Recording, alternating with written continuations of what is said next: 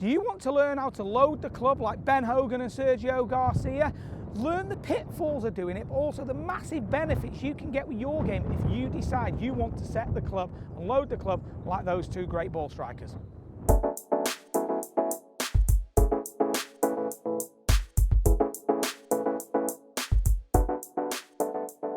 So guys, today we're talking about the float loading of the club in the backswing, or the late set of the golf club. Now, you might see people like a Sergio or Ben Hogan who set the golf club relatively quite late, i.e. they're making this backswing where the club almost isn't setting or completing its set till they get to the top, and then they create this huge amount of lag. This is something I personally have in my golf swing just due to trying to get power when I was younger. It's something I naturally did. I misinterpreted a couple of things as a junior, so I really understand the feels and the intimacy that goes with this, but also the problems that come on board with it, because obviously not every golf swing is perfect and not every solution is perfect for every individual. So I'm going to have a look at how you can do it, okay, why you would do it, the pitfalls with it, and then a drill to help you get it in your golf swing to get you matched up. So first of all, it is, why would you want it? Well, I don't think it's something you necessarily want to put in your golf swing.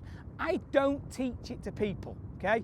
It's something I don't think that is perfect, but if it's part of your natural DNA, so it's something you already turn up doing, then it's something that you have to be able to realise that it can be incredibly powerful, but it can lead to a few issues. We have a look at your Ben Hogan and your Sergios who are setting the club quite late here, or as they start down, to create this extra angle here. Obviously we've got the mass of the golf club, which is the club head, travelling in one direction here, whilst the body and the mass of the body is moving in another. And when that happens, that changing direction creates the shallowing in the golf shaft, which really then allows us to create those extra angles, okay? But if it's something you're going to try and fight nature to do, i.e. get rid of what would be your own nice wrist set here to employ one that's late, you're going to probably run into a few issues, okay? So one of the things to really look out for to begin with is making sure you're not using your arms too much to control it.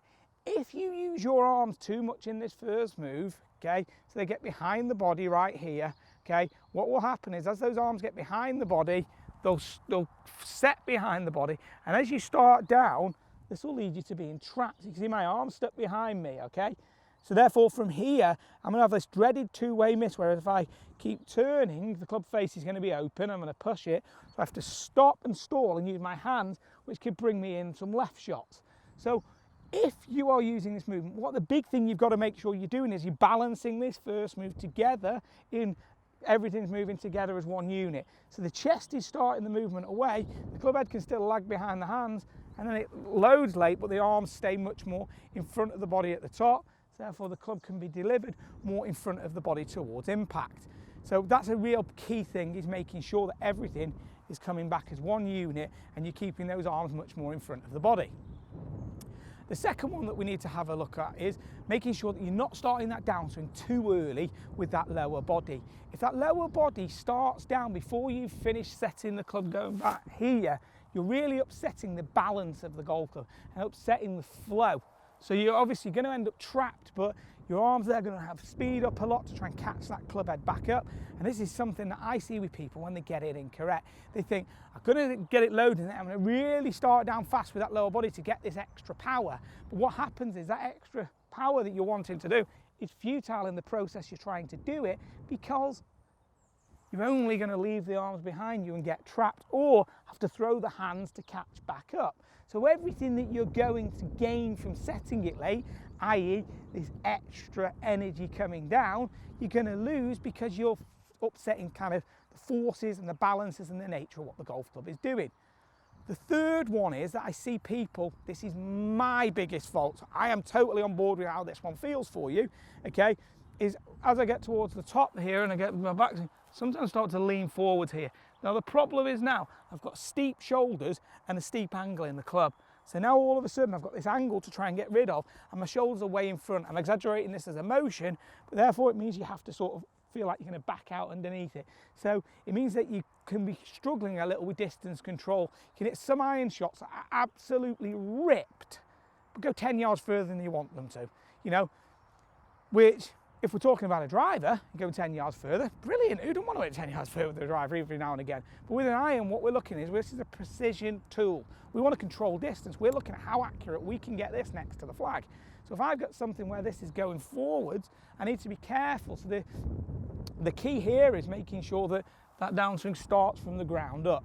But the balance to everything is created in where that club is setting. And the biggest thing you've got to do if you're going to try this, okay, and once again, I'm not saying get rid of your early wrist set and put a late set in. If you already do this, this is massive for you.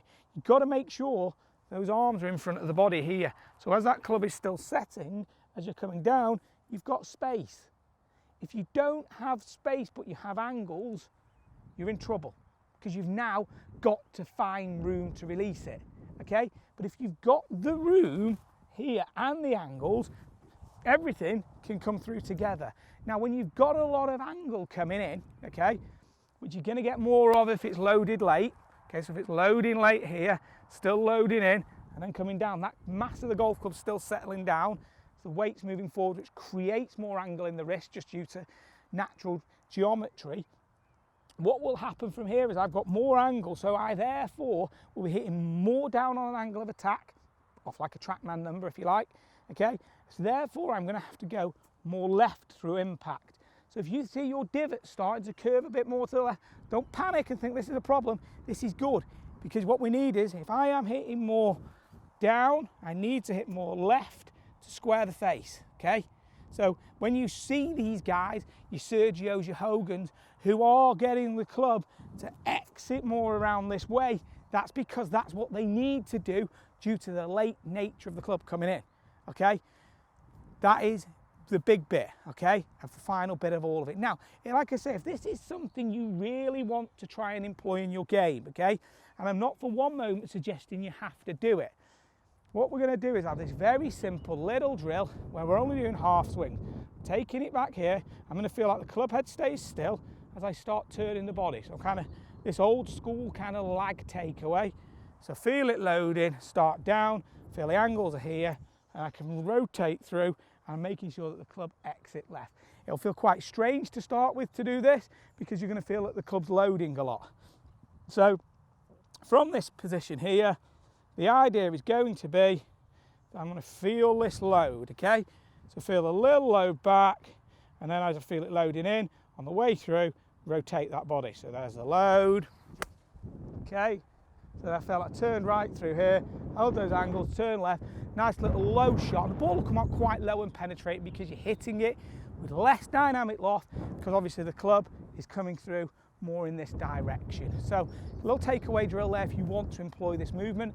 I'm not saying that you have to, and in fact I'm saying that something that I wouldn't do a lot with all of my students. In fact, I like to get it set in a bit earlier, but it's something that I can coach, and if you do it, here's the best way to do it, is looking at those elements.